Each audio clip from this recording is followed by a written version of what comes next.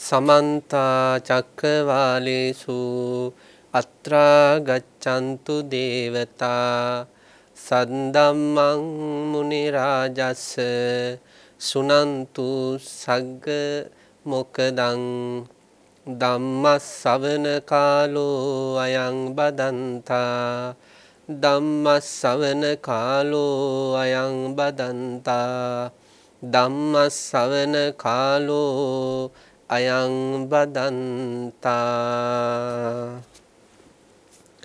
නමෝ තස්ස භගවතෝ අරහතෝ සම්මා සම්බුද්දස්ස නමෝ තස්ස භගවතෝ අරහතෝ සම්මා සම්බුද්දස්ස නමෝ තස්ස භගවතෝ අරහතෝ සම්මා සම්බුද්දස්ස සචේවෝ ගහපතයෝ අඤ්ඤතිත්තියා පරිබ්බාජකා එවං පුච්චෙය්‍යුන් කතන් රූපා ගහපතයෝ සමන බ්‍රාහ්මන න සක්ඛා තබ්බාන ගරුඛා තබ්බාන මානේ තබ්බාන පූජේ තබ්බාති. වන්දනීය පූජනීය ගරුතර ලෝකවාසී මහා සංඝරත්නයන් අවසරයි. ශ්‍රද්ධාවන්ත කාරුණික ගුණවන්ත පින්වත්නි, මජ්ක්‍ධිම නිකාය දහම් විවරණ දේශනා මාලාවේ 150 වැනි දේශනාව සිද්ධ කරන්නට සූදානම් වෙන අවස්ථාව. තව සූත්‍ර දේශනා දෙකකින් ගෞරවනීය ස්වාමීන් වහන්සේලා දෙනමක් තව සූත්‍ර දේශනා දෙකක් සිද්ධ කරයි. ඒ දේශනා දෙකෙන් පස්සේ මජ්ක්‍ධිම නිකායේ සූත්‍ර දේශනා මාලාව අවසන් වෙනවා. අද එතකොට 150 වෙනි සූත්‍ර ධර්මය ගැන තමයි අපට කතා බහ කරන්න තියෙන්නේ. මේ සූත්‍ර දේශනාව තුළ විග්‍රහ වෙන්නේ භික්ෂූත්වය පිළිබඳව. අපි හිතනවා මේ දේශනාව අපේ පිළිතුරු ගොඩක් වැදගත් වෙයි කියලා. පින්වත්නි, අපි සංසාරය ගැන යම්කිසි අවබෝධයක් තියන අය. අපි දන්නවා අපිට මේ ජීවිතේ උපදින අදහස් වලට, උපදින සිතුවිලි වලට සංසාරක සිතුවිලි බලපානවා කියලා. සංසාරගත සිතුවිලි හේතු වෙනවා අපේ වර්තමානයේ සිතුවිලි උපදින්නට. අපි යම්කිසි උපමාවකින් මේක තේරුම් ගන්න උත්සාහ කළොත් පින්වත්නි, පිනුතුන් හිතන්න දැල් වෙන පන්දමක් තියෙනවා. යම්කිසි පුරුෂයෙක් මොකද කරන්නේ? මේ දැල් වෙන පන්දමෙන් තව පන්දමක් දල්වනවා.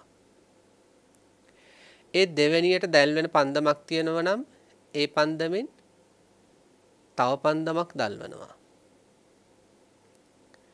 අපි හිතමු පළවෙනි පන්දම හේතු වෙලා දෙවෙනි පන්දම දැල් වෙනවා. එතකොට පළවෙනි පන්දම නිවිලා කියලා අපි හිතමු. ඊළඟට දෙවෙනි පන්දම හේතු වෙලා තුන්වෙනි පන්දම දැල් වෙනවා. එතකොට දෙවෙනි පන්දම නිවුණ කියලා අපි හිතමු. ඊළඟට මෙයා තුන්වෙනි පන්දමෙන් හතරවෙනි පන්දමකුත් දල්වනවා. එතකොට හතරවෙනි පන්දම දැල් වෙනකොට තුන්වෙනි පන්දමත් නිවිල යනවා. මෙයා මේ විදියට පන්දම් 99ක්ම එකක් පත්තු කරනකොට එකක් නිවෙනවා. ඊළඟ එක පත්තු කරනකොට කලින් එක නිවෙනවා. ඊළඟ එක පත්තු කරනකොට ඊට කලින් එක නිවෙනවා. මේ විදියට මෙයා 100 වෙනි පන්දමත් දැල්ලුවා කියමු. එතකොට 100 වෙනි පන්දම දැන් දැල් වෙනවා. එතකොට 99 වෙනි පන්දම නිවිලා. දැන් කෙනෙකුට පින්නති කියන්න පුළුවන්ද 100 වෙනි පන්දමේ දැල්ලට හේතුනේ 99 වෙනි පන්දමේ දැල්ල විතරයි කියලා කෙනෙකුට කියන්න පුළුවන්ද? 100 වෙනි පන්දමේ දැල්ලට හේතු උනේ 99 වෙනි දැල්ල විතරයි කියලා අපිට කියන්න බෑ. මොකද කලින් දැලි පරම්පරාව තිබ්බේ නැත්තම් 99 වෙනි පන්දමේ දැල් උපදින්නේ නැහැ. ඒ පන්දම් 99ෙම දැලි පරම්පරාව තිබ්බේ නැත්තම් 100 වෙනි පන්දමේ දැල් උපදින්නේ නැහැ. එතකොට 100 වෙනි පන්දමේ දැල්ල කියන්නේ කලින් පන්දම් වල හටගත්ත දැලි හේතු වෙලා ප්‍රත්‍ය වෙලා සකස් වුණු අලුත් එකක්. අපේ චිත්තසංතානය සසරගත ස්වභාවය තුළ හැඩ ගැහෙන්නෙත් අන්න එහෙමයි. ඒකනේ අපි කියන්නේ මේක චිත්ත පරම්පරාවක් කියලා. දැන් අතනදි සිද්ධ වෙන්නේ දැලි පරම්පරාවක්. අවසාන පන්දමේ දැල්ල තියෙනකොට අනිත් පන්දම් 99ම නිවිලා තමයි. නමුත් ඒ 99 හේතුණා ප්‍රත්‍ය වුණා 100 වෙනි පන්දමේ දැල්ල ඇති වෙන්න. අන්න ඒ වගේමයි පින්වත් මේ සසරගත ජීවිතේ අපේ සිත් පරම්පරා. එක සිතක් නිරුද්ධ වෙනකොට තව සිතක් හට ගන්නවා. ඒ සිත නිරුද්ධ වෙනකොට තව හිතක් හට ගන්නවා. ඒ සිත නිරුද්ධ වෙනකොට තව හිතක් හට ගන්නවා. හැබැයි අද යම්කිසි වර්තමාන සිතක් අපිට තියෙනවා නම් මේ හිතට අතීත සිත් මොකද වෙන්නේ? අනිවාර්යයෙන්ම හේතු වෙනවා ප්‍රත්‍ය වෙනවා. අපි ඒකයි කියන්නේ හිතවල සංසාර ගති තියෙනවා කියලා. අපි කියන්නේ සාමාන්‍යයෙන් සසර පුරුදු සංසාරික ගති පැවතුම් කෙනෙකුගේ ජීවිතයක වරින් වර හට ගන්නවා කියලා. එහෙම වෙන්නේ අර සංසාර ගමනේ නිරුද්ධ වෙලා ගිය චිත්ත පරම්පරාවල් හේතු වෙනවා ප්‍රත්‍ය වෙනවා නිසා වර්තමාන උපදින සිතුවිලි වලට සිත්වලට. එතකොට පින්වත්නි මෙන්න මේ විදියට අතීත සිතුවිලි හේතු වෙලා ප්‍රතිසන්දි විඥානයක් මව කුසක පහළ වුණාට පස්සේ ඒ ප්‍රතිසන්දි විඥානයේ හේතුව නැවත නැවත සිත් හට ගන්නකොට සංසාරගත සිතුවිලි හේතු වල උපදින විවිධ සිතුවිලි තියෙන එක එක ජීවිතවල. ඊට අනුකූල වේ ජීවිත ක්‍රියාත්මක වෙනවා. ඔය අතරේ සමහර සිත්වලට මොකද වෙන්නේ? මේ බුද්ධ ශාසනය හමු වුණාට පස්සේ බණ දහම් ඇහෙනකොට ශ්‍රමණයන් වහන්සේලා පේනකොට ඒ අතීත උතුමන් වහන්සේලා ගැන ඇහෙනකොට අතීත උතුමන් වහන්සේලාගේ ජීවිතය ගැන දැනෙනකොට යාර සංසාර පුරුදුත් එක්ක මොකද වෙන්නේ? ප්‍රෞජ්‍යාව හේවත් පැවිද්ද ගැන මෙයාලට ඡන්දය ඇති වෙනවා. කැමැත්ත ඇති වෙනවා. දැන් පින්නතර මතක ඇති අපේ මහා බෝධිසත්වයන් වහන්සේගේ අවසාන ආත්ම භාවය තමයි සිද්ධාර්ථ බෝධිසත්ව ජීවිතය.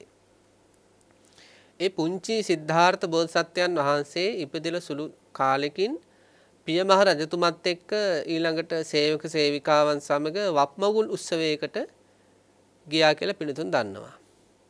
ඒ වප්මගුල් උත්සවයට ගිය අවස්ථාවේ අර පරිවාර ස්ත්‍රීන්ගෙන් වෙන් වෙලා හුදකලා වුණ අවස්ථාවේ පුංචි බෝධිසත්වයන් වහන්සේට ආනාපාන ප්‍රථම ධානය වැඩුණා. එතකොට මේ ප්‍රථම ධානය වැඩුණේ කොහොමද? සංසාරගත සිතුවිලි හේතු වෙලා. සංසාරගත පුරුද්දට තමයි ඒ චිත්තසංතානේ ප්‍රථම ධානයටපත් වීම කියන එක සිද්ධුනේ. මොකද ඒ වයස් මට්ට වෙද්දි කිසිම කර්මස්ථාන ගුරුවරයෙක්ගේ ආශ්‍රයයක් පුංචි බෝධිසත්වයන් වහන්සේට තිබුණේ නැහැ. එතකොට අපිට හොඳට තේරුම් ගන්න පුළුවන් මේ සංසාර පුරුදු වලට අනුකූලව තමයි යම් යම් හේතු සකස් වෙනකොට එක එක විදිහේ මනෝභාවයන් උපදින්නේ. දැන් දේවදත්ත කියන ස්වාමීන් වහන්සේ ගත්තට පස්සේ දේවදත්ත ස්වාමීන් වහන්සේට සංසාර ජීවිතේ බෝධිසත්වයන් වහන්සේ හමු වෙන හැම භවයකදීම මොකක්ද ඇති වුනේ? දේශය ඇති වුණා. දැන් සමාජයේ සමහර අය කියන්නේ එයා මට කරපු වරදක් නැහැ. ඒත් මට මේ මිනිස්සු දැක්කම පුදුම කේන්තියක් නෙන්නේ. සමහර දරුවෝ ඉන්නවා ඒ දරුවොත් දන්නවා අම්මා තාත්තා ඒ අයට කරපු වරදක් නැහැ. කරලා තියෙන්නෙම උදව් උපදව් කණ්ඩ බොණ්ඩ දීලා ඒ වගේ බොහෝ සැප පහසුකම් තමයි දීලා තියෙන්නේ. ඒත් අම්මා තාත්තා එක්ක සමහර අම්මල එක්ක සමහර තාත්තල එක්ක සමහර දරුවන්ට හරීම කේන්ති. කරපු වරදකුත් නැහැ. ඒ දරුවොත් කියනවා දෙමව්පිය මට කරපු වරදකුත් නැහැ. ඒත් මට දෙමව්පිය පේන්න බෑ කියනවා. ඒ වගේ මේ ලෝකයේ තුල බාහිර සමාජයේ තුල උනත් සමහරට බණහන අපේ පින්නතුන්ටත් එහෙම අත්දැකීම් තියෙන්න පුළුවන්. සමහර අය තමන්ට කරපු වරදක් නැහැ. හැබැයි හරි කේන්ති. එයාලත් එක්ක. ඒ පින්නත් යන සසර ජීවිතයේ ඒ අය දේශසහගත වැසුරු කරලා තියෙනවා. අර මේ පින්නතුන්ට මතක ඇති අර කාලි යකින්නේගේ ජීවන ප්‍රවෘත්තිය ගත්තට පස්සේ එහෙම ඒ අර පුංචි දරුවා මරාගෙන කණ්ඩ එන කාලි යකින්නටත් ඒ පුංචි දරුවා මරාගෙන කන ඒ සංකල්ප ආවේ ඒ මවට රිදවන්න ඒ සංසාරගත වෛරයක් මුල් කරගෙනනේ. භව ගානක් ඔවුනොවුන් හමු වෙද්දි දෙන්නටම කේන්ති.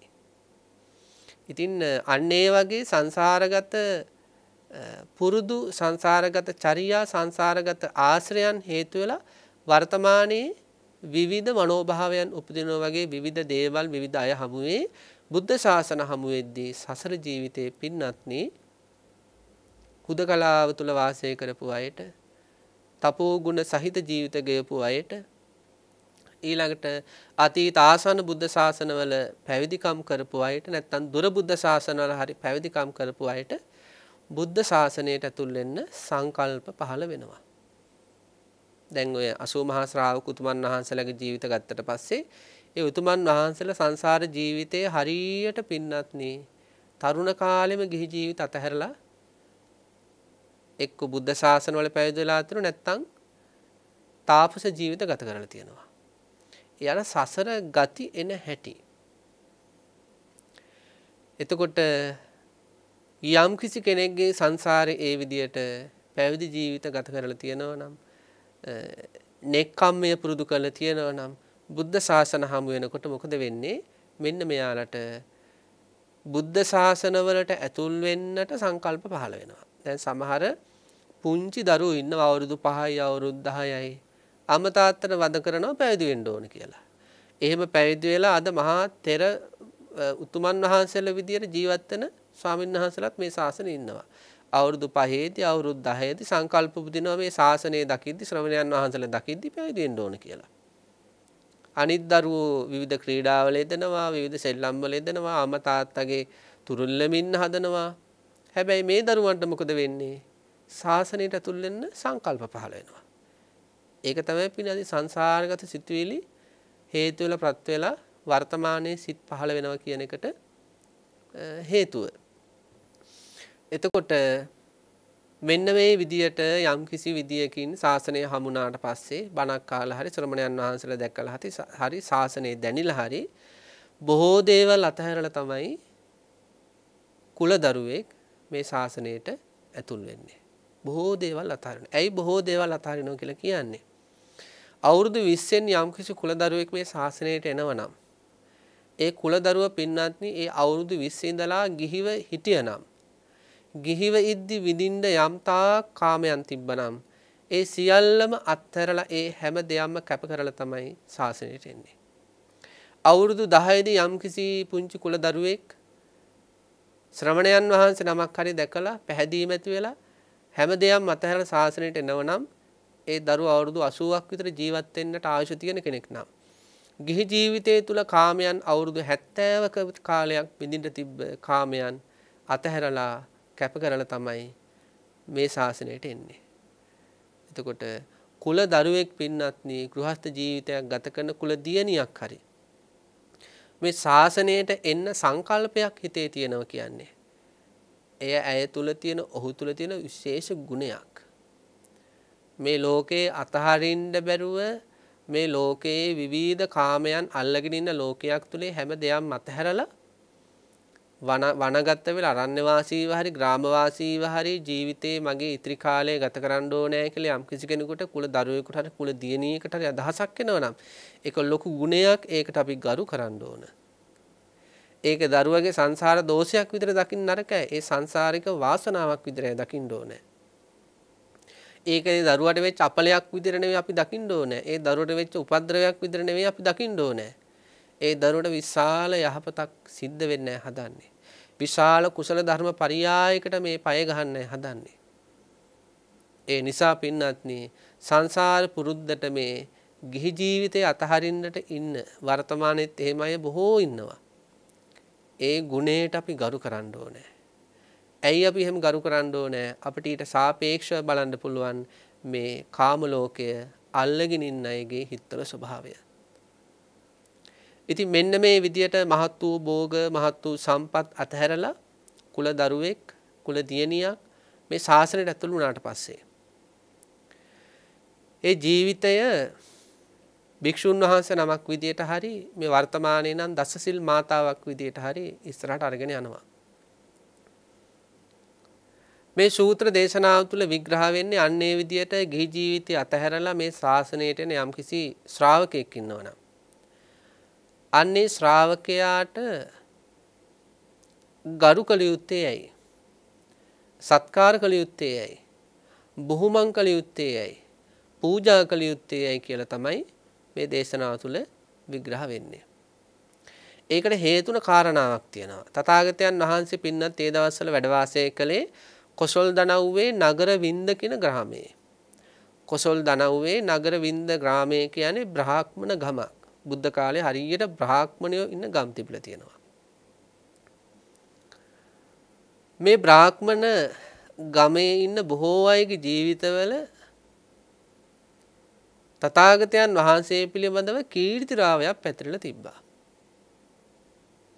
තථාගතයන් වහන්සේගේ ඒ උතුම් ශාස්ත්‍රූත්වය පිළිබඳව කටින් කටට ගියපු විශාල කීර්තිරාවයක් මේ බ්‍රාහ්මණ ගම්මානෙත් තිබ්බා. හැබැයි මේ බ්‍රාහ්මණ ගම්මානෙට මේ වෙනකොට තථාගතයන් වහන්සේ වැඩම කරලා තිබ්බේ නැහැ මෙතෙක්. පින්වත්නි තථාගතයන් වහන්සේලා මේ ලෝකයට පහළ වුණාට පස්සේ කීර්තිරාවය ඈතට විහිදලා යනවා කියන්නේ අදටත් ඒ තථාගතයන් වහන්සේගේ පින්වත්නි කීර්තිය පැතිරෙනවනේ. බලන්න අපි ගෞරවනීය ස්වාමීන් වහන්සේලා ඔය බුද්ධානුස්සති භාවනා දේශනා කරද්දී නැත්නම් තථාගතයන් වහන්සේ සම්බන්ධ සූත්‍ර දේශනා සිදු කරද්දී ඒ මොකක්ද එතන වෙන්නේ? තථාගතයන් වහන්සේගේ බුදු ගුණ පිළිබඳ කීර්තිරාවය පැතිරෙන්නේ. දැන් තථාගතයන් වහන්සේ පිරිනිවන් පාලා අවුරුදු 2600කටත් වැඩි. බලන්න එදා ඉඳලා අද වෙනකම්ම තථාගතයන් වහන්සේගේ කීර්තිරාවය කොච්චරක්නම් පැතිරෙනවද? උන්වහන්සේගේ අරහං ගුණය, සම්මා සම්බුදු ගුණය, විද්‍යාචරණ සම්පන්න ගුණය, අනුත්තර පුරිස ධම්මසාරති ගුණය, ලෝකවිදූ ගුණය, භගවා ගුණය, අරහං ගුණය මේ වසර 2600කට වැඩි කාලයක් තිස්සම පින්වත්නි මේ ලෝතලයේ තුල විතරක් නෙවෙයි දිව්‍ය ලෝකවල පවා බ්‍රහ්ම ලෝකවල පවා කීර්තිරාවයක් විදිහට පැතිරෙනවා. එතකොට එදා ඒ නගර වින්දෙය කියන ගමෙත් බ්‍රාහ්මණය අතර තථාගතයන් වහන්සේ පිළිබඳ කීර්තිරාවයක් පැතිරලා තිබුණා. මහා ගුණ ඇත්තෙක්, මහා සිල් ඇත්තෙක්, මහා සමාධිය ඇත්තෙක්, විදර්ශනා ප්‍රඥා ඇත්තෙක්, සසර දුක අහවර කරගත් උත්තමයෙක්. දෙවියන්ට බඹුන්ට මිනිසයන්ට ශාස්ත්‍රූවන උත්තමයෙක්. ඒ වගේමයි පිළිසඳර කතාවෙහි දක්ෂ උත්තමයෙක්. පිළිසඳර කතාවෙහි දක්ෂ උත්තමයෙක් කියලා කියන්නේ පින්වත්නි මේ ලෝකේ බොහෝ අය තවත් කෙනෙක් එක්ක කතා කරන්නට දක්ෂ නැහැ. මෙතන මේ දක්ෂ නැහැ කියලා කියන්නේ කෙනෙක් තවත් කෙනෙක් සමග කතා කරද්දී ඒක අර්ථවාදී වෙන්න ඕනේ. ඒක අර්ථවත් කතාවක් වෙන්න ඕනේ. ඒක ධම්මවාදී විනයවාදී කතාවක් වෙන්න ඕනේ. ඊළඟට ඒ කතාව තුළ අනේකාට අකුසල් උපදින්න බෑ. ඊළඟට ඒ කතාව තුළ අනේකාගේ හිතේ කුසල් උපදින්න ඕන. ඊළඟට යම් කුසලයක් තියෙනවා ඒ කුසලයේ වර්ධනයක් වෙන්න ඕනේ. ඊළඟට අනේකාට දේශයේ අවිස්සන විදියට අනේකාගේ හිත රිදෙන විදියට කතා බහ සිද්ධ නොවිය යුතුයි. ඉතින් අන්නේ විදියට ඒකට කියනවා පටිසන්තර ගුණය කියලා. අන්නේ වගේ තථාගතයන් වහන්සේලා කියන්නේ අන්නේ වගේ කතාවෙහි දක්ෂ උතුමෝ. දැන් සාමාන්‍ය කෙනෙක් නම් කතාවෙහි දක්ෂයි කියලා කියන්නේ සාමාන්‍ය ලෝකයේ තුල නම් ඔය අනවශ්‍ය දේවල් කතා බහ කර ඉන්න එකට. එහෙම දෙයක් නෙවෙයි මේ තථාගත වරයන් වහන්සේලාගේ පිළිසඳර කතාවේ දක්ෂභාවය කියලා කියන්නේ. ඒ උතුමන් වහන්සේලා අර්ථවත් ධම්මවාදී විනයවාදී ඊළඟට ඉදිරියේ ඉන්න කෙනා අපහසුටපත් වෙන්නේ නැති ඉදිරියේ ඉන්න කෙනාට රිදෙන්නේ නැති ඊළඟට පහසුවෙන් වැද ගන්න වචන සහිතව සසර දුකෙන් නිදහස් වෙන්න හේතු වෙන විදිහට ඊටාම යහපත් විදිහට කතා බහ කිරීමේ හැකියාව අපේ තථාගතයන් වහන්සේලාට තියෙනවා. ඉතින් මේ බ්‍රාහ්මණ ගම්මානයේ පුරාවට මන්නේ කීර්තිරාවය ඒ ගුණරාවය පැතිරෙන්න පටන් ගත්තා. කාලයක් තිස්සේ මේක සිද්ධ වුණා. දැන් මොකද වෙන්නේ? මෙන්න මේ බ්‍රාහ්මණ ගම්මානයේට තථාගතයන් වහන්සේ වැඩම කරනවා. ඉතින් බ්‍රාහ්මණයෝ මොකද කරන්නේ? බමුණන් සහ බැමිණියන් සහ දරුවන් මොකද වෙන්නේ? පෙළ ගැහිලා පෙරහැර වගේ යනවා තථාගතයන් වහන්සේ වැඳ පුදා ගන්න, දැක බලා ගන්න. ඇතර මේ වර්තමානයේදී පින්නත් අපට මේ භයානක ව්‍යසනයකුත් අත්දකින කාලයක් මේක. මේ වගේ කාලයකදී අපිට දැනගන්න ලැබුණොත් සම්මා සම්බුදු රජාණන් වහන්සේ අන්න අර ගමට වඩිනවා. මෙන්න මේ නියම් ගමට වඩිනවා. මෙන්න මේ අසවල් තැනට වඩිනවා කියලා. ඇත්තටම පින්නත්නි අපි ඒ පැත්තට දිවෙන මට්ටමකටපත් වෙන්න පුළුවන්. ඒ කියන්නේ ඒ කීර්ති රාවය පැතිරීම තුළ අපට මහා ප්‍රසාදයක් මේ වෙනකොට තියෙන නිසා. ඒ වසර 2600 ගාණක් තිස්සේ මේ බුදු පියාණන් වහන්සේගේ කීර්තිරාවය පැතිරිලා දැන් අපේ හිතලත් මේක පැතිරිලා තියෙන අපේ හිත හරහා ගිහිලානේ තියෙන්නේ. එතකොට අපිට තියෙන මේ පැහැදීමට ශ්‍රද්ධාවට අපට ආරංචිනොත් එහෙම අහවල් ගමේ හෝ අහවල් නියම් ගමේ හෝ අසවල් තැන තථාගතයන් වහන්සේ වැඩම කරලා ඉන්නවා කියලා පින්තුම්ම හිතලා බලන්න පින්තුර මොකක් වේද කියලා. හැම දෙයක්ම අතහැරලා දිවෙන මට්ටමකටපත් වේ. අනේ බුදුහාමුදුරනේ කියාගෙන. ඉතින් මේ බ්‍රාහ්මණ ගම්මානේ බමුණන් සහ බැමිණියන් සහ බමුණු දරුවනුත් එහෙම පෙළ ගැහිලික තථාගතයන් වහන්සේ හමු වෙන්න.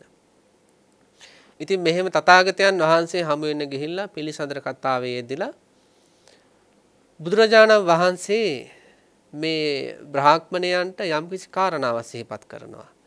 බුදුන් වහන්සේ මේ බ්‍රාහ්මණයන්ට අමතන්නේ ගෘහපතිවාදීන්. ගෘහපතිවාදයේ කියන්නේ ගෘහයේ වාසය කරනවා කියන අර්ථය තමයි ගෘහපති කියන්නේ. එතකොට මේ ගෘහයේ වාසය කරනවා කියන අර්ථයෙන් ගෘහපතියනි කියලා තමයි ආමන්ත්‍රණය කරන්නේ. ඉතින් බුදුරජාණන් වහන්සේ සිහිපත් කරනවා ගෘහපතියනි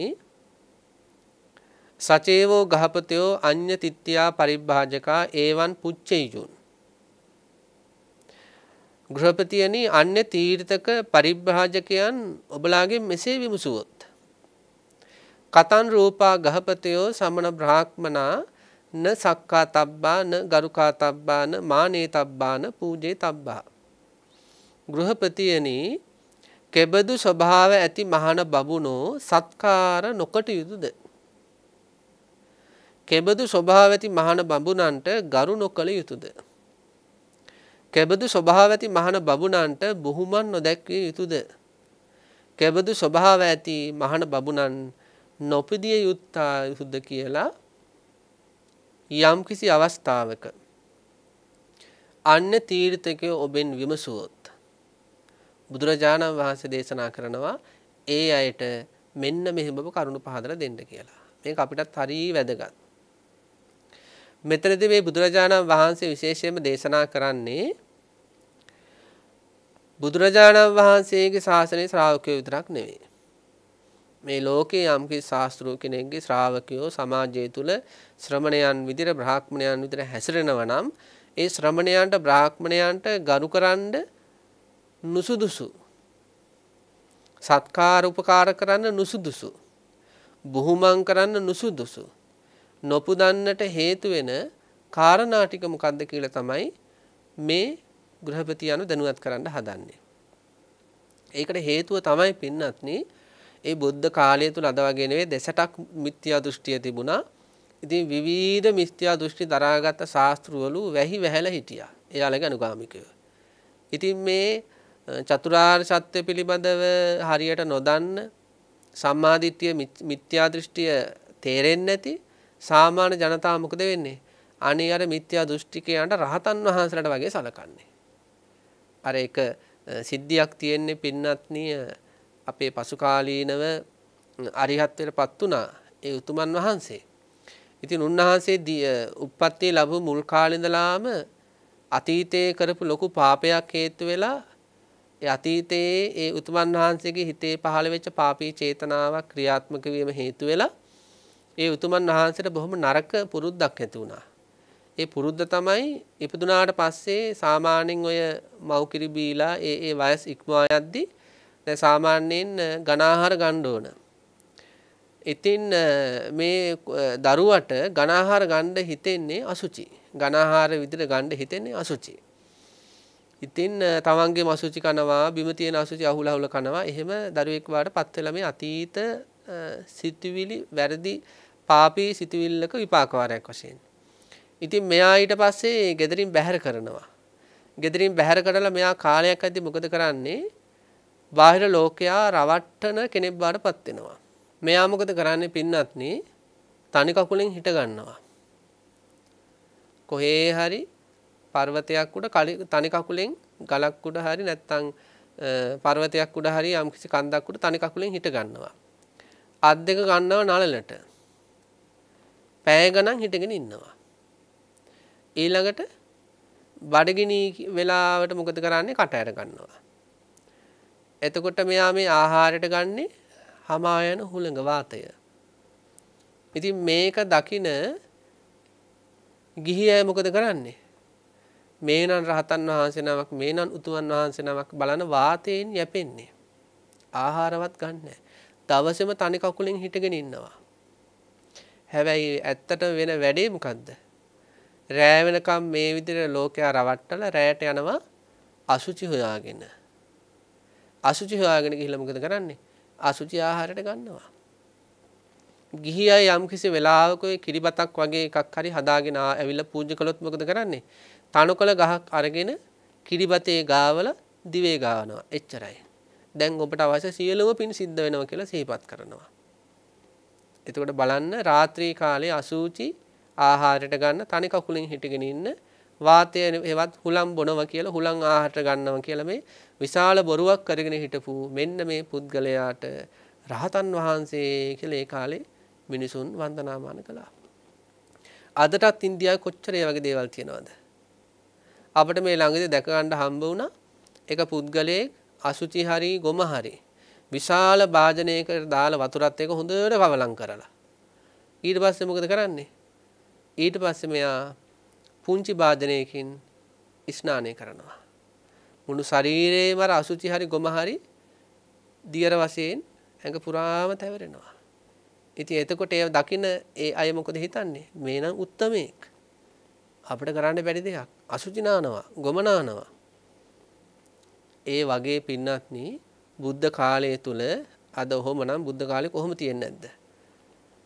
එතකොට අන්න ඒ විදිහට විවිධාකාර මිත්‍යා දෘෂ්ටි සමාදන් වෙලා ඊට අනුකූලව ශාස්ත්‍රූත්වයන් පෙන්වමින් අනුගාමිකයන් සහිතව විවිධ සමාජ සැරිසරද්දී අනේ බොහෝම අය මොකද වෙන්නේ ඒවට අහු වුණා. ඉතින් තථාගතයන් වහන්සේ දේශනා කරනවා මේ අවස්ථාවේදී එහෙම ශාස්ත්‍රූත්වයක් ප්‍රකට කරමින් මේ ලෝකයේ තුල යම් කිසි කෙනෙක් හැසිරුණත් එයාලා අතර සත්කාර නොකළ යුතු අය ඉන්නවා. ගරු නොකළ යුතු අය ඉන්නවා. පිදිය නොයුතු අය ඉන්නවා. බොහොමන් නොකළ යුතු අය ඉන්නවා. ඒ කවුද කියලා තමයි බුදුරජාණන් වහන්සේ දේශනා කරන්නේ. මේක බුද්ධ ශාසනයටත් අදාළයි. බුද්ධ ශාසනයටත් අදාළයි, බාහිර ශාසන වලටත් අදාළයි. බුදුරජාණන් වහන්සේ දේශනා කරනෝ පින්නත්නි ගෘහපතියනි යම් ශ්‍රමණ බ්‍රාහ්මණයෙක් ඇසෙන් දත යුතු හෙවත් චක්ෂු විඤ්ඤාය රූප ඇසෙන් දත යුතු රූපයේ පහනොකල රාග ඇතිව පහනොකල ද්වේෂ ඇතිව පහනොකල මෝහ ඇතුව වාසය කරනවා නම් අන්නේ පුද්ගලයා ඒ ශ්‍රමණයන් වහන්සේ හෝ බ්‍රාහ්මණයා මොකද කරන්න ඕනේ? සත්කාරයටපත් නොකළ යුතුයි. ගෞරවයටපත් නොකළ යුතුයි. බුහුමනටපත් නොකළ යුතුයි. මොකද්ද මේ කියන්නේ? ඇසින් දත යුතු රූපයේහි රාගය කියන්නේ මොකද්ද? අපේ හිතවල තියෙන පින්නති තණ්හා අනුසය කියලා ස්වභාවයක්. තණ්හා අනුසය කියලා කියන්නේ හේතු ලද කල්හි තණ්හා උපදින ස්වභාවය. ලී දඬු දෙකක් එකට අරගෙන අතුල්ලද්දි ලී දඬු දෙකේ ගින්දර නැහැ. හැබැයි ලී දඬු දෙක ඇතිල්ලීම හේතුල එක මොහොතක මොකද වෙන්නේ? ගින්න කියන එක හට ගන්නවා. ඒ ගින්න හටගත්තට පස්සේ යම් කිසි කෙනෙක් කිව්වොත් මෙන්න මේ ලී දණ්ඩෙන් තමයි ගින්න ආවේ කියලා එහෙම කියන්න බෑ. තව කෙනෙක් කිව්වොත් නෑ අනිත් ලී දණ්ඩ ඇතුලේ තමයි ගින්න තිබ්බේ ඒ ගින්න මේ ආවේ කියලා ඒත් වැරදි. ඒ ලී දඬු දෙකේම ගින්නක් තිබ්බේ නෑ. ඒ ලී දඬු දෙක වාතයත් උපකාරී කරගෙන ඇතිල්ලීමත් හේතු කරගෙන රත් වීමත් හේතු කරගෙන තමයි ඒ බොහෝ දේවල් හේතු වල ප්‍රත්‍ය වෙලා කලින් නොතිබුණු කලින් කිසිම තැනක තැම්පත් වෙලා නොතිබුණු ගින්නක් හටගත්තේ.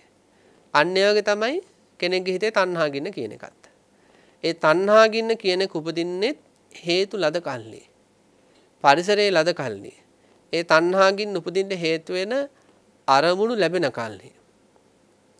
එතකොට මේ ලෝකයේ තුලින් යම් ශ්‍රමණයෙක් යම් බ්‍රාහ්මණයෙකුට මෙන්න මේ විදිහට යම් කිසි අරමුණක් යම් කිසි පරිසරයක් යම් කිසි හේතු සාධක ටිකක් හේතු වෙලා තණ්හා ගින්න හටගත්තට පස්සේ එයායේ තණ්හාව උපදින්නට හේතුණු දැන් මෙතන සඳහන් කරන්නේ රාගින් අපිට ස්ත්‍රියක් කියලා. එයාට මේ ස්ත්‍රිය දැකීම තුළ තණ්හාවෙහිවත් ආශාව හටගත්තා. මෙයාට ඒ රූපය ස්ත්‍රී ශරීරය දැකීමත් එක්කම ඇතිවෙච්ච තණ්හාවත් එක්කම ලොකු සැපයක් ඇති වුණා. මෙයා මොකද කරන්නේ? අන්න ඒ ස්ත්‍රිය දැකීම තුළ මතුවෙච්ච විඳීම සතුට නැවත නැවත අත්දකින්න තණ්හාවෙන්ම ඒ ස්ත්‍රී රූපය මානසිකාර කර වාසය කරනවා. එතකොට එයාගේ හිතේ උපදිනවා පින්නත්නි ඡන්ද රාගය කියන ස්වභාවය. ඡන්ද රාගය උපදිනවා. ඒ කියන්නේ තණ්හාව අභිභවා ගියපු දැඩි ඇලීමක්. මේ ඡන්ද රාගය ඇති වුණත් මෙයා මොකද කරන්නේ? ඡන්ද රාගයත් අත්දැක දැක තව තවර ස්ත්‍රී ශරීරය ගැන තණ්හාවෙන් මානසිකාර කරනවා සතුටු වෙමින්. එතකොට මොකද වෙන්නේ? මේක පත්වන අජ්ජෝසාන කියන අවස්ථාවට. ඒ කියන්නේ ස්ත්‍රී රූපේ හිත බැහැගත්තා වගේ තත්යකටපත් වෙනවා. ස්ත්‍රී රූපයට හිත සමවැදුණු වගේ තත්යකටපත් වෙනවා. ස්ත්‍රී රූපයත් එක්ක හිත ඒකත්වයකටපත් වීමක් සිද්ධ වෙනවා. ඒකට කියන අජ්ජෝසාන අවස්ථාව කියලා. හරියට යම් කිසි අබබීජයක් තෙත පොළවක හරි ඒ සුදුසු පරිසරයක පොළවක තැබුවට පස්සේ ඒකේ මුල් අදින්න පටන් ගන්නවා. පස්සේ දළු දාන්න පටන් ගන්නවා. කාලයගේ ඇවෑවෙන් මොකද වෙන්නේ? මේ ගහ මහ පොළව තදින්ම අල්ල ගන්නවා. මහ පොළවත් එක්ක ඒකත්වයකට එනවා. මහ පොළොවට සමවැදෙනවා වගේ වෙනවා. එතකොට ගලවන්න අමාරුයි. අන්න ඒ වගේ තමයි අර එක මොහොතක දැකපු ස්ත්‍රී ශරීරයේ සම්බන්ධව යම් ශ්‍රමණයෙකුට යම් බ්‍රාහ්මණයෙකුට තණ්හාව ඇති වුණා. ඊළඟට ඒ දැකීමත් එක්කම විඳීමක් ඇති වුණා. ඒ විඳීමෙන් ඒ තණ්හාවෙන් මානසිකාර කරද්දී අර ස්ත්‍රී ශරීරය අරමුණු කර කර දැඩි ඇලීම ඇති වුණා. දැඩි ඇලීම ඇති වුණාට පස්සේ තණ්හාවෙන් ඒ ගැන කල්පනා කරද්දී ඒකේ බැහැ ගන්න මට්ටමකටපත් වෙනවා. එතකොට මේ බැහැගත කියන අජ්ජෝසාන අවස්ථාව. එතකොට හරියට අර යම්කිසි ගහක් පොළව තදින්ම අල්ලගෙන පොළවත් එක්ක ඒකත්වයකට ඇවිල්ලා තියෙනවා වගේ තත්ත්වයක්. ඊළඟට මේ අජ්ජෝසාන මට්ටමේදීවත් අවශ්‍ය විදර්ශනා කළා ඒක දුරු කරගත්තේ නැත්නම් මේක පරිග්‍රහණ මට්ටමට යනවා. ඒ ස්ත්‍රී ශරීරය තමා සතු කර ගැනීමේ සංකල්ප උපදිනවා. ඊට පස්සේ මොකද කරන්නේ? ඒක තමා සතු කරගන්න මට්ටමකටපත් වෙන්න පුළුවන්.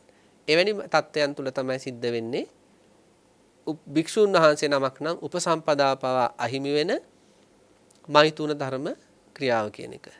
එතකොට මේ ලෝකයේ තුල යම්කිසි ශ්‍රමණේක් යම්කිසි බ්‍රාහ්මණෙක් අන්න එහෙම ස්ත්‍රී ශරීර හමුවේ රාග ඉපදිලා තණ්හා ඉපදිලා ඒ ඔස්සේ ඉස්සරහට අර වගේ භයානක ව්‍යසනකාරී තත්ත්වයකට යනවනම් පින්වත්නි බුදුරජාණන් වහන්සේ දේශනා කරන්නේ යා සත්කාර නොකළ යුතු කෙනෙක්. එයාට බුහුමන් නොකළ යුතුයි. ඊළඟට සත්කාර නොකළ යුතුයි, ගෞරව නොකළ යුතුයි, බුහුමන් නොකළ යුතුයි, නොපිදිය යුතුයි. ඇයි? ඇසින් දතු යුතු රූපයෙහි රාග මිශ්‍රිතව කටයුතු කරන නිසා. ඊළඟට බුදු පියාණන් වහන්සේ දේශනා කරන ඇසින් දතු යුතු රූපයෙහි යම් කිසි කෙනෙක් දේශ සහගතව කටයුතු කරන්නත් පුළුවන්. ඊළඟ ඇසින් දතු යුතු රූපයෙහි මෝහ සහගතව, කියන්නේ මෝඩ විදියට කටයුතු කරන්නත් පුළුවන්. ඊළඟට දේශනා කරනවා කනට ඇහෙන ශබ්ද, කනින් දතු යුතු ශබ්ද තියෙනවා. සෝත විඤ්ඤාණීය ශබ්ද තියෙනවා. අන්නේ ශබ්ද හමුවේ රාග මිශ්‍රිතව, දේශ මිශ්‍රිතව, මෝහ මිශ්‍රිතව කටයුතු කරනවා නම් නාසයට, දිවට, කයට ඊළඟට මනසට දැනෙන ගන්ධ, රස, ස්පර්ශ සහ හැඟීම් හමුවේ යම්කිසි භික්ෂුන් වහන්සේ නමක් ස්ත්‍රියකගෙන් ලැබෙන ආදරයක් සම්බන්ධව තණ්හා මිශ්‍රිතව කටයුතු කරනවා නම් ඒ ආදරය ඔස්සේම දැඩි ඇලීමක් උපදින විදියට කල්පනා කර ඉන්නවා නම් ඊළඟට ඒක වචනයෙන් පිට කරනවා නම් ස්ත්‍රියට ඒ ස්ත්‍රියත් සමග හිතවත්කමක් හදා ගන්නවා නම් පින්වත්නි මේ සූත්‍ර දේශනාවට අනුව නම් ගෞරව කරන්න බැරි තත්ත්වයක් තමයි තියෙන්නේ. මේ සූත්‍ර දේශනාවට අනුකූලව අපි මේ කියන්නේ. යම් රූපයක්, යම් ශබ්දයක්, යම් ගන්ධයක්, යම් රසයක්, යම් පහසක්, යම් කෙනෙක්ගේ ලැබෙන ආදරයක් හමුවේ හරි රාග මිශ්‍රිතව, දේශ මිශ්‍රිතව, මෝහ මිශ්‍රිතව හැසිරෙනවා නම් ගෘහපතියනේ සත්කාර නොකළ යුතුයි. එහෙමයි මේක දේශනා වෙන්නේ. ඊළඟට බුදුරජාණන් වහන්සේ දේශනා කරනවා යම්කිසි ශ්‍රමණේක් බ්‍රාහ්මණේක් නොසන්සුන් සිත් ඇතුව වාසය කරනවා නම් අපි දන්නවා නොසන්සුන්කම කියන්නේ උද්දච්චය කියන එක. ඒතකොට උද්දච්චයට ප්‍රතිවිරුද්ධව කෙනෙක් ඇති කරගන්න කුසලයක් තමයි සමාහිත බව කියන එක. එතකොට යම්කිසි ශ්‍රමණේක් යම්කිසි බ්‍රාහ්මණයෙක් මෙන්න මේ සමාහිත භාවයක් ජීවිතේ නැතුව පිනත් ඒ හරි පුදුම දෙයක් වෙනනේ. දැන් හිත නොසන්සුන් නම් වචන මොකද වෙන්නේ? නොසන්සුන්. හිත නොසන්සුන් නම් කායික ඉරියව් මොකද වෙන්නේ? නොසන්සුන්. අපි දන්නවනේ මනෝපුබ්බංගමා ධම්මා මනෝසෙට්ඨා මනෝමය. මේ මනස කියන එක හැම ධර්මයකටම හැම ක්‍රියාවකටම මූලය වෙනවනේ. එයාගේ ආකාරයට අනුව තමයි අනිත් ඔක්කොම ටික ක්‍රියාත්මක වෙන්නේ. රූකඩේ නටවන කෙනා නටවන විදිහට තමයි රූකඩේ ඉස්සරහට යන්නේ හරි පස්සට යන්නේ හරි වාඩි වෙන්නේ හරි හිට යන්නේ හරි නටන්නේ හරි. ඒ වගේ හිතේ උපදින චේතනාවලට අනුකූලව තමයි හිතේ උපදින සිතුවිල්ලට අනුකූලව තමයි වචන හෝ ක්‍රියාකාරකම් සිද්ධ වෙන්නේ. එහෙනම් යම් කිසි ශ්‍රවණයෙකුගේ බ්‍රාහ්මණයෙකුගේ හිත උද්දච්චයට බැහැගෙන නම් අධික නොසන්සුන්කමක් තියෙනවා නම් එයාගේ වචන නොසන්සුන්. එයාගේ ක්‍රියාකාරකමුත් නොසන්සුන්. එයාගේ ඉරියව් පැවැත්මත් නොසන්සුන්. දැන් බුද්ධ කාලේ හිටියා චබ්බග්ගය කියලා භික්ෂු කණ්ඩායම් 6ක් හිටියා. ච කියන්නේ 6 කියන එක. එතකොට එimhe චබ්බග්ගය කියන භික්ෂු කණ්ඩායම් 6ම බොහෝ දුරට ප්‍රකට කරවල තියෙන්නේ උද්දච්චයට බැහැගත්ත හිත තිබ්බ භික්ෂුන් වහන්සේලා විදියට. ඒ කියන්නේ හරිම නොසන්සුන්. දැන් එක තැනක තියෙනවා සංගීත මේලාවකට යනවා. සංගීත මේලාවක් කියන්නේ සැනකෙළියකට. සංගීත සැනකෙළියකට ගිහිල්ලා මේක එක සැරයක් දෙසරයක් නෙවෙයි වෙලා තියෙන්නේ. දැන් ඉස්සර කාලේ භික්ෂුන් වහන්සේලා වම්මුරේ චීවරය දාගෙන ගිහින් තියෙනවා. දෙපට සිවුර තනිපට සිවුර පොරවගෙන දෙපට සිවුර එහෙම මේ වම්මුරේ දාගෙන ගිහින් තියෙනවා. මෙන්න මේ විදියට සැනකෙළි වලට ගිහිල්ලා මේ දෙපට සිවුර අතර ගන්නවා. අතට අරගෙන මොකද කරන්නේ? බිම එලනවා. බිම එලලා එතන ඉන්න කාන්තාවන්ට කියනවා නැගණිවරුනි මේ සිවුර උඩට ඇවිල්ලා නටන්න කියනවා. මොකද ඊට පස්සේ මෙයාලට ඒ සිවුර ගෙනිච්චට පස්සේ මෙයාලට සතුටක් තියෙනවා. මේ සිවුරේ ඉඳගෙන යන කට්ටිය නැටුවේගෙන සන්තෝෂේ තියෙනවා. ඊට එහා ගිය දේවල් පවා බුද්ධ කාලේ මේ චබ්බග්ගය කියන භික්ෂු කණ්ඩායම තුළ සිද්ධ වෙලා තියෙනවා. ඔය විනය පිටක හැදෑරුවොත් පිනතුන්ට බොහෝ තොරතුරු ගන්න පුළුවන්. ඇයි එහෙම උනේ? උද්දච්චයට බැහැගත් හිත් තිබ්බය. ඒ නිසා යම්කිසි ශ්‍රමණයෙක් යම්කිසි බ්‍රාහ්මණයෙක් එහෙම නොසන්සුන් සිත් ඇති වෙනවා නම් එයාගේ කතාව ඉඳලා ඉරියව් පැවැත්ම ඉඳලා ගමන බිමන ඉඳලා දැන් බුදු පියාණන් වහන්සේ දේශනා කළ තුන දැන් ධර්ම දේශනා කරත් දුනත් අපට දේශනා කළ තියෙන පින්නදී හස්ත විකාර කරන්න එපා කියලා. ඒක අශෝභන දෙයක් කියලා. ඉතින් යම් කිසි විදියකට භික්ෂුන් වහන්සේ නමකට එහෙම හස්ත භාවිතාව සිද්ධ වෙන්න පුළුවන් යම් කිසි විදියකට කියන්නේ සම්පූර්ණයෙන්ම කෙලෙස් ප්‍රහාණය කරලා නැති නිසා. නමුත් ඒක අර සීමා මායින් බිඳගෙන ගියොත් එහෙම ලොකු අශෝභන තත්යකට පත් වෙනවා. ඉතින් භික්ෂුන් වහන්සේලාට බුදු පියාණන් වහන්සේ දේශනා කළ තුන ඒ නිසා ධර්ම දේශනා කරද්දීත් අශෝභන විදියට හස්තය භාවිතා කරන්න එපා කියලා. මොකද ඒ තුල යම් කිසි විදියකින් මානසික සංසුන්තාවයක් ප්‍රකට වෙන්න පුළුවන්. ඒක පැහැදෙන්න හේතුන කාරණාවක් නෙවෙයි ගිහි ප්‍රජාව. ඉතින් මේ විදියට ගමන බිමනේදී උනත් දැන් බුදු පියාණන් වහන්සේ සේකියාවලදීම දේශනා කළ තියෙනවා. දැන් ගමන් යද්දී පහලට හෙලාගත්ත net වලින් යන්න ඕනේ. ඊළඟට අත් දෙක සොලව යන්න බෑ. අත් දැන් අපේ තරුණ දරුවෝ එහෙම ගත්තට පස්සේ ওই ගමනක් යද්දී එහෙම අත් දෙක නිකන් නට වගේනේ යන්නේ. භික්ෂුන් වහන්සේලාට එහෙම යන්න එපා කියලා තියෙන්නේ. සංසුන් හිතින් නොසන්සුන් නොවුණු හිතින් සංසුන් හිතින් සංසුන් දෑතින් යන්න ඕන. දෙයත් සොලව යන්න එපා. එහෙමම තියෙනවා සේකියාවල. ඊළඟට යම් කිසි නිවසකට ගියාට පස්සේ ඉඳගන්නේ කොහොමද? පාත්‍රය ගන්නෙ කොහොමද? දම් පිළිගන්නේ කොහොමද? පෑන් භාජනය අල්ලන්නේ කොහොමද? විතරක් නෙමෙයි පින්නද උස්සාර පස්සාව කර්මයේදී පවා වැසිකිලි කැසිකිලි කිරීම වලදී පවා සංසුන් හිතක් ඇතිව කටයුතු කරන්න කෙනෙක්ගේ ලක්ෂණ මතුන වෙන විදියට ඒ හැම සිද්ධියක්ම පින්නද සිදු කරන විදිය බුදු පියාණන් වහන්සේ දේශනා කළ තියෙනවා. ඇයි ශ්‍රමණයන් වහන්සේලා බ්‍රාහ්මණයෝ කියන්නේ ගිහි ප්‍රජාවගෙන් ගෞරව ලැබිය යුතුයි. ඉතින් ඒ ගෞරවය ලබන්න පුළුවන් විදිහට ජීවත් වෙන්න ඕනේ. යම් කිසි කෙනෙක් අපි දන්නවා අපේ පිනතුන් මොනතරම් අමාරුවෙන්ද මිල මුදල් හම්බ කරන්නේ. මොනතරම් අමාරුවෙන්ද මිල මුදල් හම්බ කරලා ශ්‍රමණයන් වහන්සේලාට සත්කාර උපකාර කරන්නේ. එතකොට අමාරුවෙන් හම්බ කරලා දෙන මිල මුදල් ඊළඟට මිල මුදල් කියන්නේ මිල මුදල් වියදම් කරලා බොහෝ දේවල් ලබා දෙනවා. කුටි හදනවා, සෙනසුන් හදනවා, ස්වාමීන් වහන්සේලාගේ අවශ්‍යතා සපුරනවා, දන් දෙනවා. ඉතින් මෙහෙම බොහෝ දේවල් කරන පොත්පත් තරම් දෙනවා. ඉතින් මෙන්න මේ විශාල කැපකිරීමක් කරද්දී නොසන්සුන් හිතකින් ජීවත් වුණොත්, නොසන්සුන් සහගත ඇවතුම් පැවතුම් සහගතව ජීවත් වුණොත්, රාග නිස්ෘතව, දේශ නිස්ෘතව, මෝහ රාග දේශ මෝහ මිශ්‍රිතව ජීවත් වුණොත් පින්නත්නි, ඒක මහා පාපයක් වෙනවා. මහා පාපයක් වෙනවා. මොකද ගිහි පින්නත් කෙනෙක් අපිට මතකයි අපි හිටියා ඉස්සර එරියාව කියලා අරන්නේක. අබම්පොලේ අරන්නේ තියෙන්නේ. ඒ අරන්න සේනාසනේ දවසක් අපි ස්වාමීන් වහන්සේලා අපේ මතක හැටියට 3 නමක් වැඩ හිටියේ. දානි අරගෙන ආව අම්මා කෙනෙකුයි තාත්තා කෙනෙකුයි. ඒ අම්මට අවුරුදු 65ක් වගේ. 60ක් 65ක් වගේ, තාත්තට 70ක් විතර වගේ. ඉතින් තාත්තා බයිසිකලෙන් ආවේ, අම්මා පයින් ආවේ. දානේ කරගෙන. බණ කියනනේ දැන් බුක්තානුමෝදනා විනාඩි 10ක් 20ක් වගේ එහෙම ඒ සිදු කළ උතුම් දෙයට අගයක් දෙනවනේ. හිත සතුටු කරන්න. කළ කුසලයේ ගැන සිහිපත් කරලා. ඒ දේශනාව කරන අතරේ ස්වාමීන් වහන්සේ නමක් අර අම්මට මොකදුනේ? කලන්තය හැදලා වැටුණා. ඒ කියන්නේ වාඩුවල හිටියේ, වාඩුවල හිටපු අම්මා කලන්තය හැදලා පැදුරටම වැටුණා. ඉතින් පස්සේ තමයි දැනගත්තේ කාරණාව.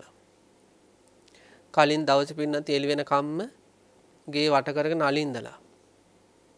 එතකොට කොහොමද නිින්ද යන්නේ? ඒ අලි එළි වෙන කම් ඉඳලා එතකොට ඊට කලින් දවසේ ඒ තාත්තා යම්මයි එකට කුඹුරු කොටලා. ඒ පැත්තේ ඒවා හරිම සාමාන්‍ය දේවල්. කාන්තාව කුඹුරු කොටනවා කියන එක සාමාන්‍ය දේවල්. අපි මේ සිහිපත් කරන්නේ 2012 වගේ සිද්ධියක්. එතකොට කලින් දවසේ කුඹුරු කොටලා මුළු ඇඟම තල්ලලා දැමා වගේ වේදනාවකින් ගෙදර ඉන්නේ නිදා ගන්න. ඒ නිින්දත් නැහැ. අලි වැට කළා මේ වට කරලා ගෙදර. ඊට පස්සේ පාන්දර දානේ හදන්න ඕනේ. දානෙත් හැදුවා. අවුරුදු 65ක් කියන්නේ ප්‍රෙෂර් තියෙන්නේ නැති, සීනි තියෙන්නේ නැති, දියවැඩියා එහෙම බොහෝ ලෙඩ තියෙන්නේ නැති. ඉතින් දානේ ටික ඒත් පින්නත් බලන්න අපේ පිළිතුරු කොච්චර භික්ෂුන් වහන්සේලාට ශ්‍රද්ධාවෙන් ආදරෙන් කටයුතු කරනවද කියලා. ඒත් ඒ දානේ ටික අරගෙන ආවා. ඉතින් මේ ඇඟේ දුබලකමට නිදි වැරීමට කලින් දවසේ මහන්සි වුණ තමයි ක්ලාන්ත වෙලා වැටුනේ. එහෙම දන් දෙන අම්මලගේ තාත්තලගේ එහෙම දන් දෙන පරිත්‍යාගයට බර වුණු අපේ තරුණ දූල පුතාලා ඉන්නවා. ඒ අයගේ දන් ටික අරගෙන, ඒ අයගේ සිව්පසේ අරගෙන යම් කිසි ශ්‍රමණේ බ්‍රාහ්මණයෙක් රාග දේශ මොහ සහිතව ඊළඟට නොසන්සුන් හිතින්, නොසන්සුන් ඉරියව් පැවැත්වලින්, නොසන්සුන් ජීවිතයක් අරගෙන ගියොත් අපිට කියන්න තියෙන අර කතාව තමයි දෙයියන්ගේ පිහිටයි කියලා. මේ දේශනාවේ දේශනා කරන බුදුරජාණන් වහන්සේ රාගය සම්පූර්ණයෙන් ප්‍රහාණය කරගන්න බැරි වෙන්න පුළුවන්. නමුත් රාග විනයටවත් පිළිපන්න කෙනෙක් වෙන්න ඕනේ. ඒ කියන්නේ රාගය දුරු කිරීමේ පිළිවෙතක් ජීවිතේ තියෙන්න ඕනේ. දේශය දුරු කිරීමේ පිළිවෙතක් තියෙන්න ඕනේ. එහෙම වුණොත් ගරු කරන්න පුළුවන්, සත්කාර කරන්න පුළුවන්. මෝහය දුරු කිරීමේ පිළිවෙතක් තියෙන්න ඕනේ. ඒ තමන්ගේ ජීවිතේ රාග, දේශ, මෝහ දවස ගත්තට පස්සේ දුරු කරන ස්වභාවයක් තියෙන්න ඕනේ. ඒක දුරු කරන්න කැපවෙච්ච ස්වභාවයක් තියෙන්න ඕනේ.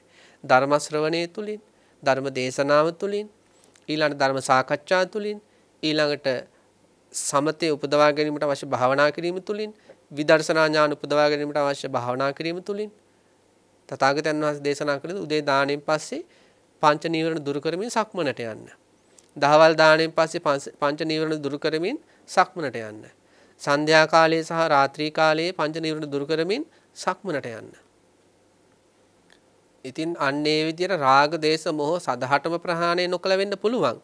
හැබැයි රාග දේශ මොහ දුරු වෙන යම්කිසි පිළිවෙතක් ඒ ජීවිතේ තියෙනවා නම් ඒ ශ්‍රමණයන් වහන්සේ ඒ බ්‍රාහ්මණයා පින්වත්නි සත්කාර කළ යුත්තේ. එයා සත්කාර ලබන්න සුදුස්සෙක්. ගෞරව ලබන්න සුදුස්සෙක්. බුහුමන් ලබන සුදුස්සෙක්. අර ඒකනේ අපේ රේරුකාණේ චන්දිමල ස්වාමීන් වහන්සේගේ දහම් පුස්තකයේ සඳහන් කරලා තියෙනවා අපේ ගිහි පින්නත් කෙනෙක් අපේ ශ්‍රමණයන් වහන්සේ නමකට වන්දනා කරද්දී ඒ ශ්‍රමණයන් වහන්සේ හදවතින්ම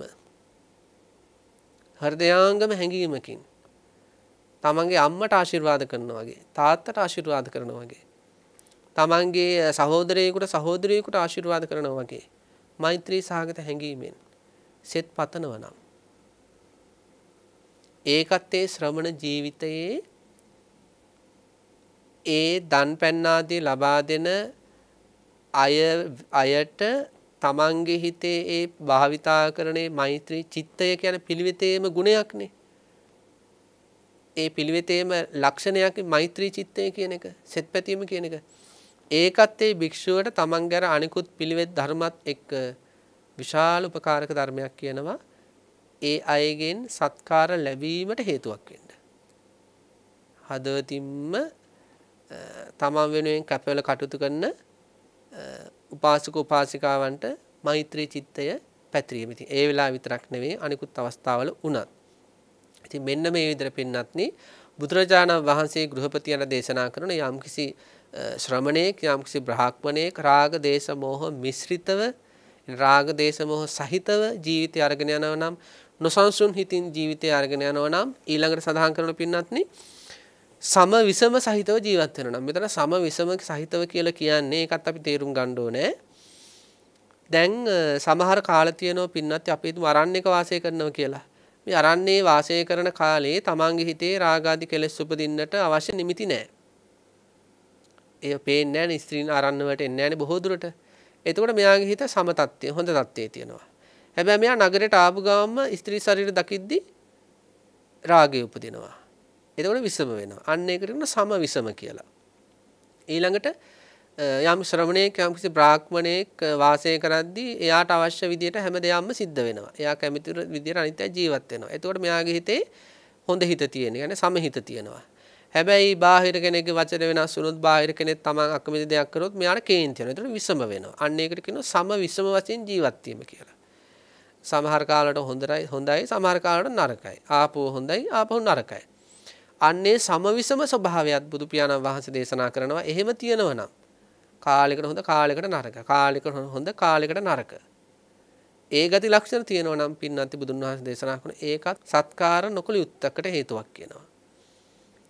හැබැයි යම් කිසි ශ්‍රමණේක් බ්‍රාහ්මණේක් රාග දේශ මොහ දුරු කිරීමට පිළිපන්නම් ඒ පිළිවෙත තුල කටයුතු කරනවා නම් ඊළඟට තමන්ගේ නොසන්සුන්කම දුරු කරන්න කටයුතු කරනවා නම් යම් ශ්‍රමණේ බ්‍රාහ්මණේක් අර සම විසම භව වේලාවකට හොඳ වේලාවකට නරක මෙන්න මේ සම විසම භව දුරු කරන්න උත්සාහ කරනවා නම් එයා පින්වත්නි සත්කාර ලැබිය යුත්තේක්.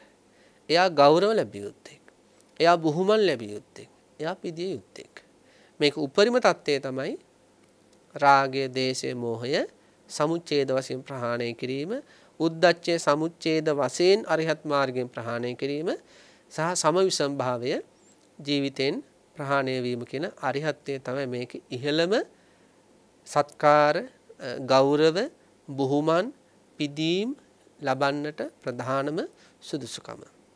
ඉතින් මෙන්න මේ වගේ කාරණා ටිකක් තමයි ඒ ගෘහපති යන බුදු පියාණන් වහන්සේ දේශනා කරන්නේ. ඒ කියන්නේ මේ ලෝකයේ තුල යම් ශ්‍රමණේක් යම් බ්‍රාහ්මණේකට ගරු නොකළ යුතු නම්, සත්කාර නොකළ යුතු නම්, පිදිය නොයුතු නම්, බුහුමන් නොකළ යුතු නම් ඒ මොන වගේ අයද?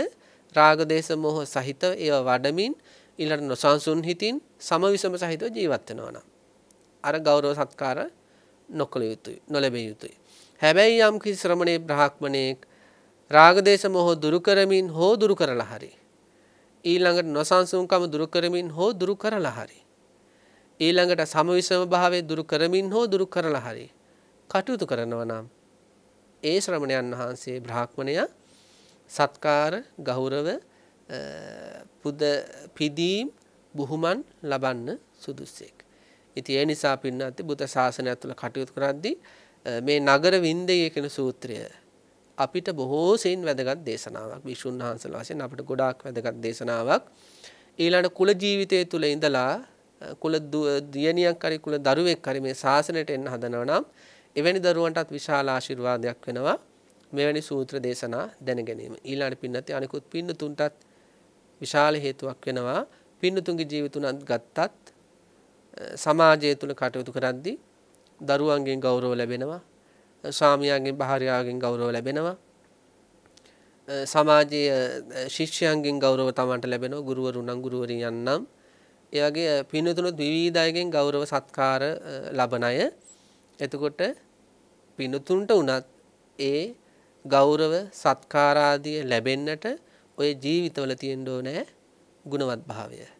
ඒ කියන්නේ රාග දේශ මොහ ආදී දුරු කරමින් ඒ ගුණවන්තකම් ජීවිතවල තියෙනවා නම් තමයි පින්නත්නි ඒ ගෞරව සත්කාර වලට හැබෑවටම සුදුස්සෙක් වෙන්නේ. ඉතින් අපි දෙගොල්ලටම මේ දේශනාව වැදගත්. පින්නතුන් හැමදෙනාටම මේ මජ්ක්‍ධිම නිකායේ අපේ අවසන් දේශනාව හෙට අනිද්දා අපේ ගෞරවනීය ස්වාමීන් වහන්සේලා දෙනමක් දේශනාවන් සිද්ධ කරයි. එතකින් මජ්ක්‍ධිම නිකාය දේශනාවන් සියල්ලම අවර වෙනවා අවසන් වෙනවා. ඉතින් මේ සූත්‍ර දේශනාවන් හැම එකක්ම අපේ පින්තුන්ගේ ජීවිතවලට ආලෝකයක් වේවා. පින්තුන්ගේ චිත්තසංතානවල සියලුම දුක් කරදර දුර වෙන්නට ආශිර්වාදයක් වේවා. නූපන් කුසල් උපදවා ගන්න උපන් කුසල් වැඩි දියුණු කර ගන්නටම පිහිටක් වේවා. තමන්ගේ ජීවිතය තුළ ශාසනයට ඇතුල් වෙන්න එහෙම නැත්නම් බුද්ධ ශාසනය තුළ ගිහි පින්නත් කෙනෙක් විදියට නිර්වාණ ධර්මය අවබෝධ කරගන්නට ලොකු කැමැත්තක් ඡන්දයක් තියෙනවා නම් ඒ දේ මේ බුද්ධ ශාසනය තුළදීම මේ ජීවිතය තුළදීම සිදු කර ගැනීමට අවශ්‍ය ශක්තිය ධෛර්යය සිහිය නුවණ වීරිය අධිෂ්ඨාන ලැබෙන්නත් මේ උතුම් සූත්‍ර දේශනා මාලාව පිණුතුන්ට උපකාරක ධර්මයක් වෙත්වා කියලා අපි ප්‍රාර්ථනා කරනවා. හැම දිනාටම සම්මා සම්බුදු සරණයි.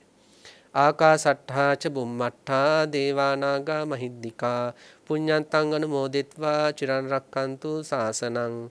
ආකාසට්ඨා ච බුම්මට්ඨා දේවානාගා මහිද්దికා පුඤ්ඤන්තං අනුමෝදිත्वा චිරන් රක්칸තු දේශනං.